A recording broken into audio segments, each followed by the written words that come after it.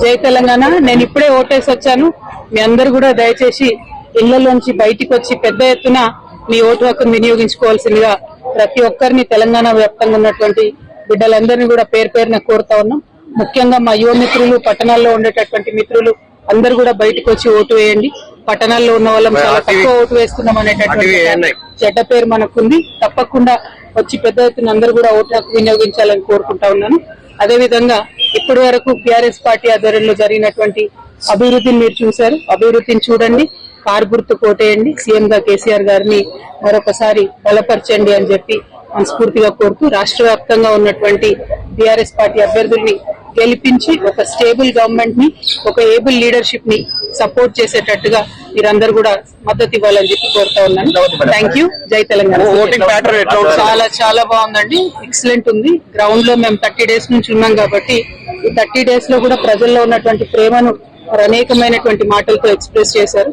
ఇంకా చాలా నమ్మకాన్ని గౌరవ ముఖ్యమంత్రి గారి మీద కూడా వారందరూ చూపెట్టారు. కాబట్టి ఖచ్చితంగా మూడోసారి మంచి మెజార్టీతో బీఆర్ఎస్ పార్టీ ప్రభుత్వం వస్తుందనేటటువంటి విశ్వాసం మాకున్నది. నిజామాబాద్ పైన ఎక్కువ ఫోకస్ చేశారు, అక్కడే ఉన్నారు, ఎక్కువ ప్రచారం అక్కడే చేసినట్టున్నారు. ఎట్లా ఉంది నిజామాబాద్? నిజామాబాద్, జగిత్యాల్, మొత్తం కోల్ బెల్ట్ అంతా కూడా చాలా బాగుందండి. We are focusing they. 30 days అక్కడ ఉన్నాము. అందుకే చెప్తా ఉన్నాను చాలా కాన్ఫిడెంట్ గా. ఎక్కడికి వెళ్ళినా కూడా ప్రజలు హ్యాపీగా రిసీవ్ చేసుకోవడం, ఎన్నికల ర్యాలీలు అన్ని కూడా ఒక జైత్రయాత్ర లాగా ప్రజలు చేయడం, ఆడుతూ పాడుతూ మమ్మల్ని రిసీవ్ చేసుకోవడం ప్రతి ఊర్లో కూడా పెద్ద ఎత్తున మీరు చూశారు.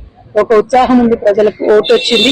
మళ్ళీ ఒకసారి కేసీఆర్ గారిని బలపరచాలనేటటువంటి ఉత్సాహం ఉంది. ఎందుకంటే సౌత్ ఇండియాలోనే ఫస్ట్ టైం ఒక లీడర్ వరుసగా మూడోసారి ముఖ్యమంత్రి అయ్యేటటువంటి అవకాశం, ఒక మంచి రికార్డు మనం తెలంగాణ నుంచి చేయగలుగుతామనే ఉత్సాహం కూడా చాలా మంది యువ మిత్రుల్లో కూడా ఉన్నారు. Thank you so much. I have voted today. I request all of you to please come out and vote, especially the youngsters. Please get out of your houses.